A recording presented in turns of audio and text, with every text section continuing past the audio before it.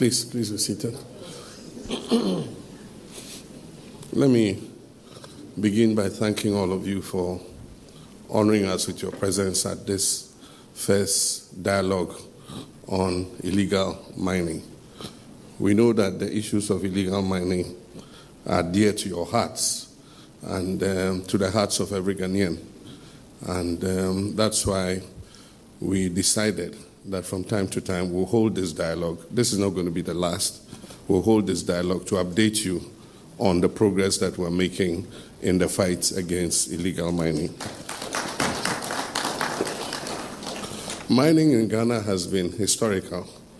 And when the first Portuguese arrived in Elmina, one of the first things we sold to them was gold. And that's why they built a fort in Elmina. Our grandfathers were involved in mining. The problem with the difference between then and now is that they use rudimentary tools to undertake the mining. And so the capacity to create destruction to the environment was very limited. The whole equation changed when the small-scale mining sector started deploying heavy earth-moving equipment. Before, it was only the big-scale mining sector that was involved in using excavators and bulldozers and huge dump trucks. At a point in time, the small-scale mining sector, which is a legal sector of our mining, it was passed in PNDC time to allow, because we realized that the big mining companies were owned by foreign companies, and Ghanaian small-scale companies that had the capacity to mine were prevented from doing so. And so the mining code was revised to add for small-scale miners. And as I said, there's a difference between small-scale mining and artisanal mining. Artisanal mining was what existed before, using pickaxes and shovels and so on and so forth. But when the new licenses for small-scale mining started, and they could afford to bring in excavators and bulldozers and others, it meant that the ability to destroy the environment was expanded. And that is where we currently have our problem. I want to assure you that we are determined to win this fight. And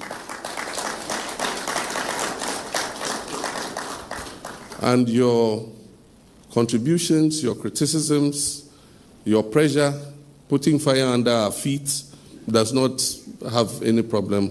We don't have any problem with that. You must continue to do your advocacy,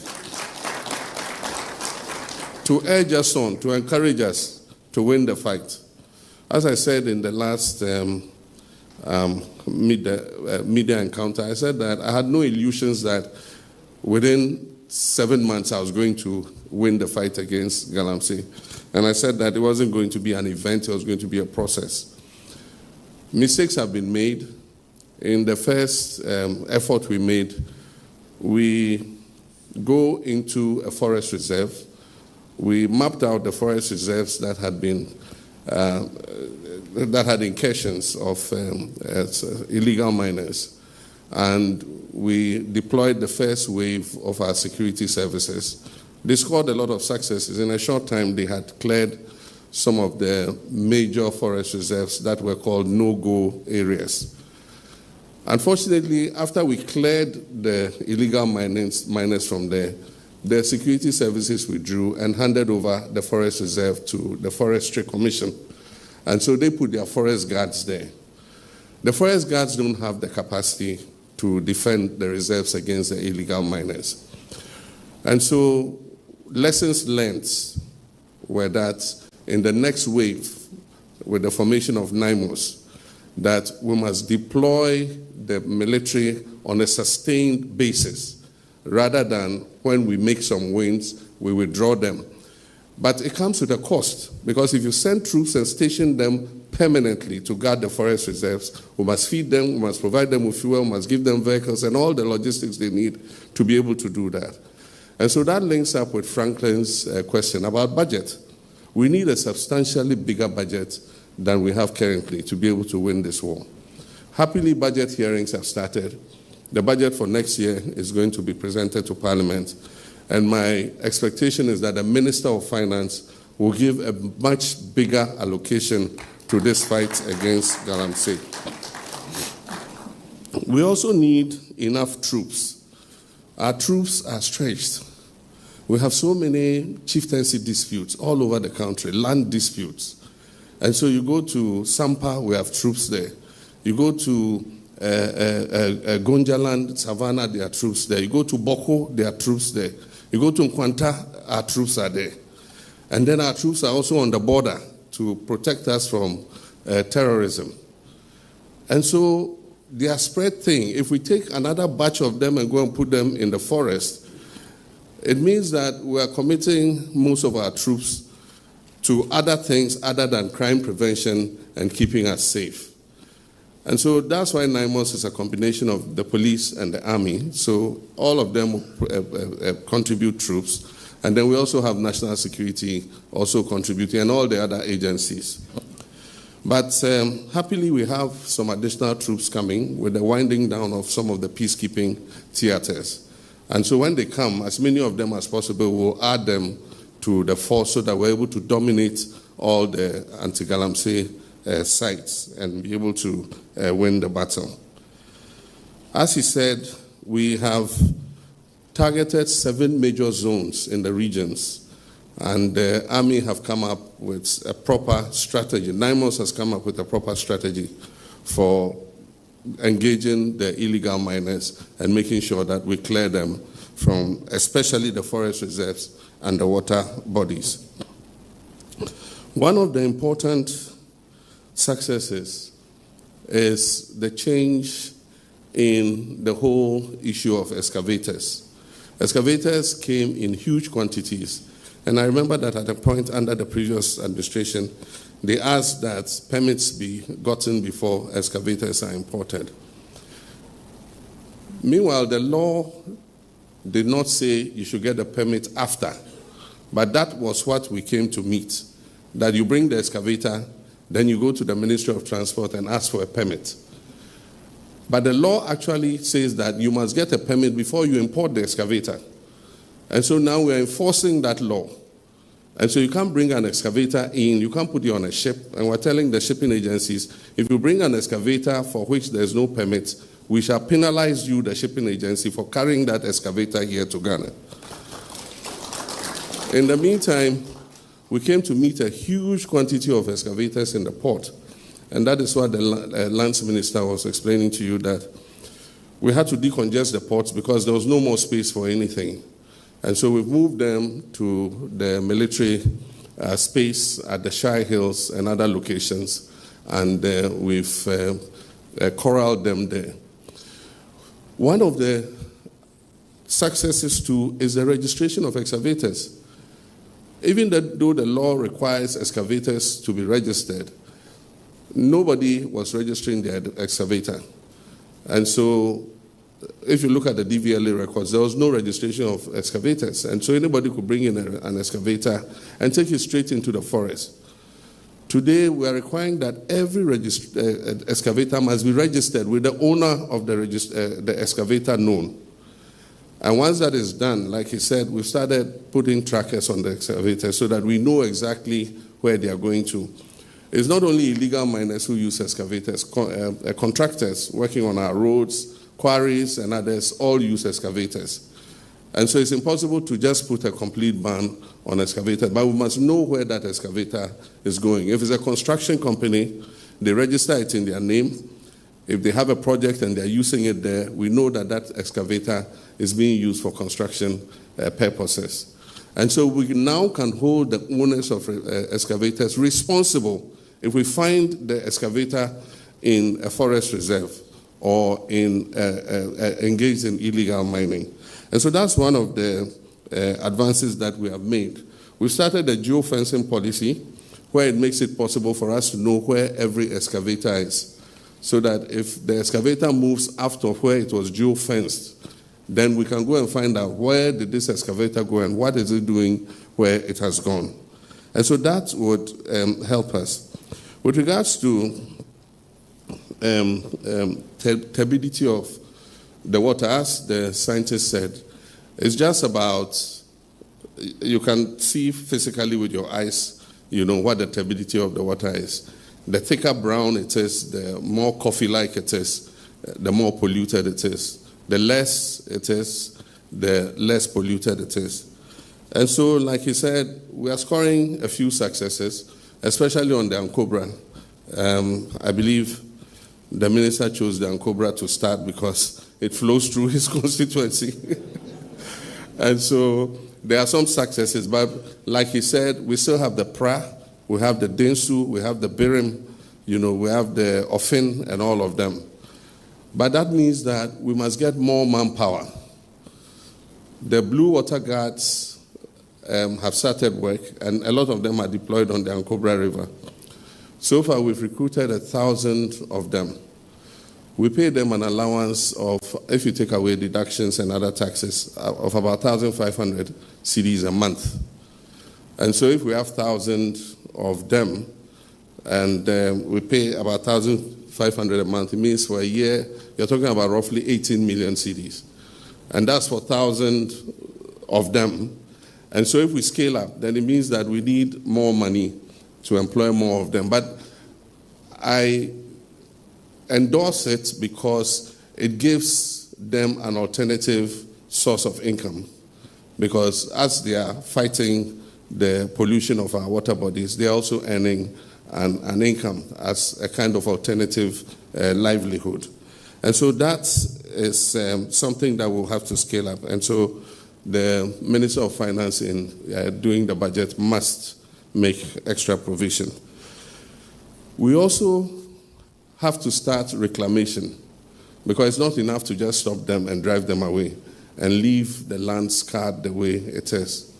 And so there are a few companies that have worked with the United Nations, and they have come up with some trees that help to regenerate the soil and can also take out toxins from the soil. If you've heard about the green Sahelian wall that the United Nations was sponsoring, some of the companies involved there have also come and tried those crops in areas that we want to reclaim. And they say that the tests are positive and they can work with us.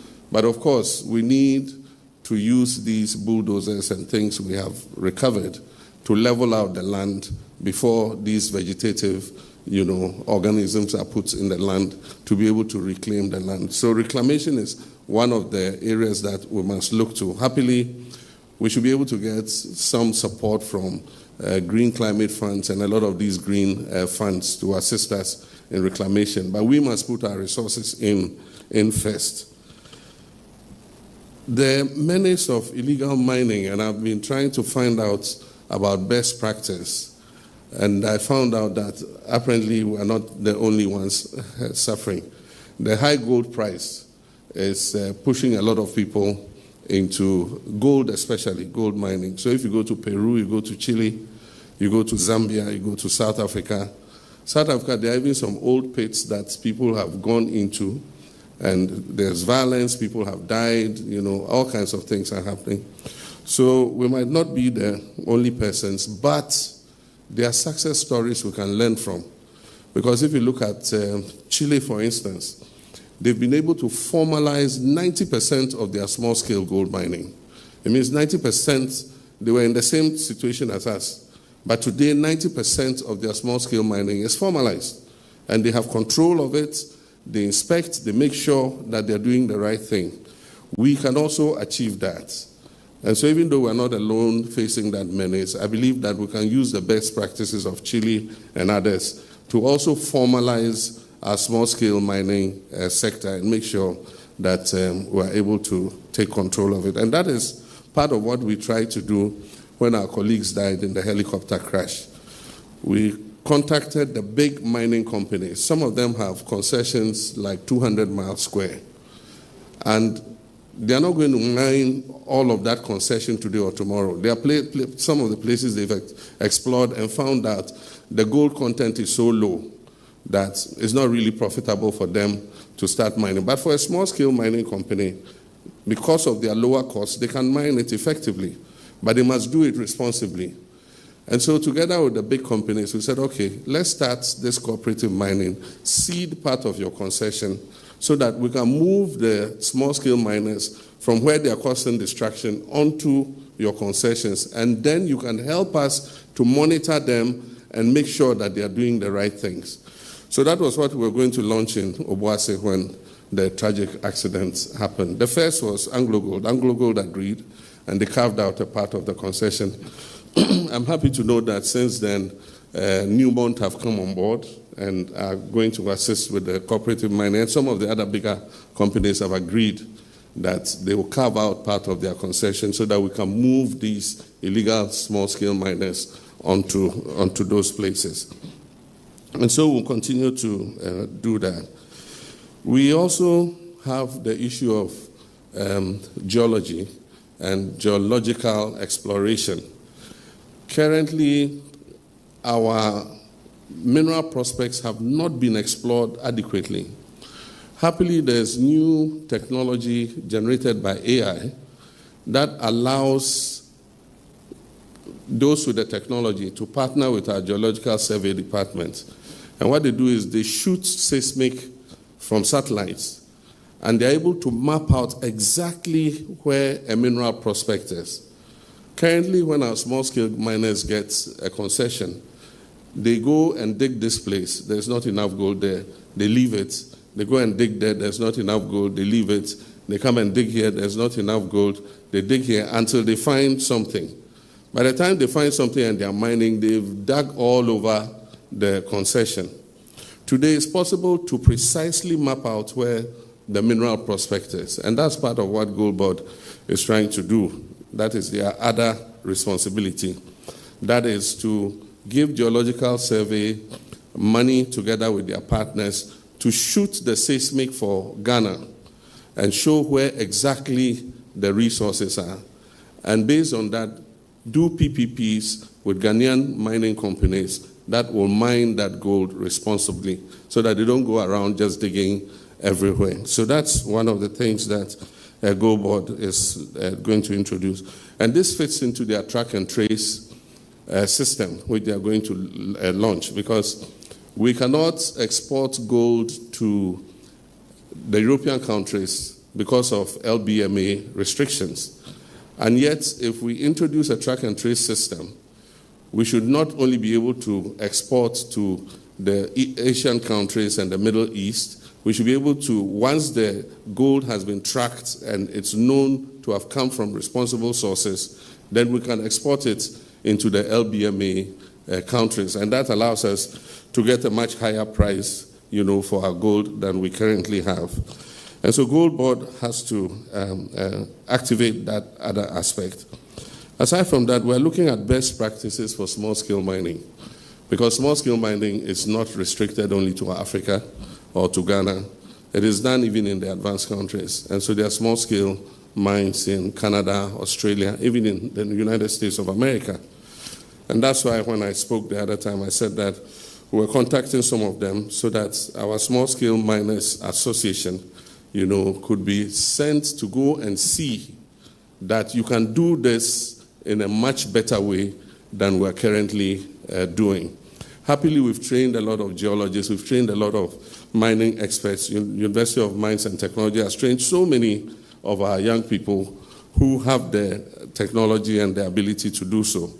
And so the intention is to attach these graduates of UMAT to the district mining organizations, and they would help the district mining organizations to go and inspect the small-scale mining industries and make sure that they are doing the right thing.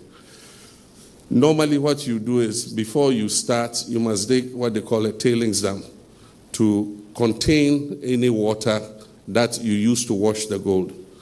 And so all the gold that you wash must go into the tailings dam and is contained. And after you wash the gold and you finish mining, you're supposed to cover the pits, and then after that, there are chemicals that you can use to clean and detoxify the water. I'll come to that in a short while.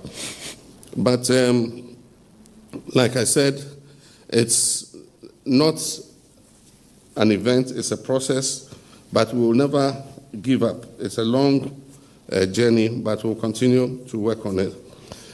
I like that somebody raised that, what are we doing to the kingpins? Because most of those 1,400 who have been arrested are young youth who are looking for something to be able to look after themselves. And we'll prosecute them, we'll imprison them. But those who run those operations are the ones that we must be arresting and imprisoning, not these little boys, And so we need to change our strategy. We can arrest the boys and all that. And I think that even if we send them, they should be given a leaner sentence by the judge, a slap on the wrist. But those who must be given, there's no slap on the wrist. What's the least sentence? 15 years. 5 to 15. Yeah, so we'll catch these boys and we'll feed them for 5 years. Look after them for 5 years and discharge them. But like I'm saying, maybe we can look rather for the kingpins and deal with them in a major way so that we are able to get something on this whole thing. With regards to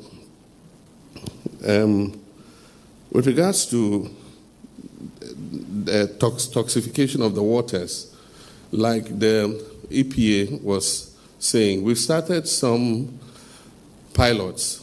There are new chemicals that have come that allows you to treat water and take out the toxins and the heavy metals. There are new chemicals that have come.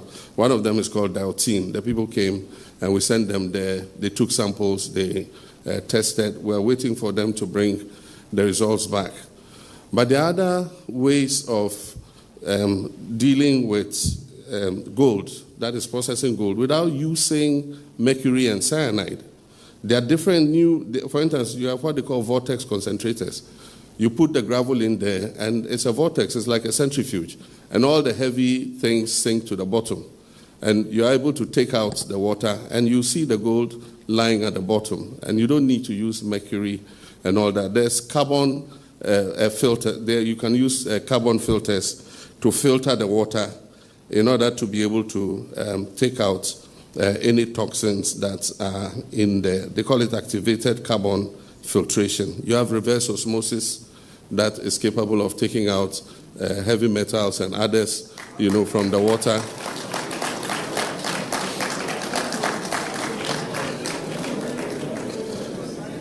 So while we are fighting the menace, I'm also saying that we should uptake technology in order to protect our environment.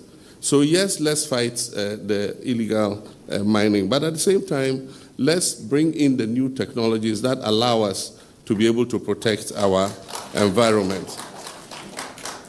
Now with the elephant in the room, state of emergency. Yes, I have the power to do it. But the president acts on the authority, not only on the authority, on the advice of the National Security Council. And as at now, this moment, the National Security Council believes that we can win the fight against Galamsey without a state of emergency. I want to assure you that the day they advise me otherwise, that, boss, now we need a state of emergency, I will not hesitate in declaring a state of emergency. But we do still think that we have the powers to be able to win this fight. And as we deploy more troops and we apply more resources to the fight, I'm sure that gradually we'll begin to see that we're winning the fight. So like I said, this is not going to be a one-stop dialogue. We're going to continue to update you. We need your support. We need your criticism. We need your advocacy. We need your pressure. Continue to put our feet to the fire. because that will encourage us to also continue to work harder. And so I want to personally assure you that as president, I will also continue to put pressure on my lands ministry and all the ministries that are involved in this to make sure that we're able to hand over to our children and our grandchildren an environment that our great-grandfathers handed over to us. They gave us a beautiful country with a lot of forests and trees and beautiful rivers. We should not hand over poisoned rivers and desecrated forests to our children and our grandchildren. And so we will continue to fight. I believe that we'll win the fight against Galamsey. And I want to thank you for the advocacy that you continue to do. We'll hold the next dialogue. NIMOS will go to work and continue. And once we chalk more successes, we'll be able to come and update you that this is what we're doing. We want to do it transparently. We have nothing to hide. I don't gain anything from Galamsey. I am not personally involved in Galamsey, and I have no interest in it continuing. And so you can be sure that we are all on the same side, and we'll continue to do this work. I thank you very much. Thank you.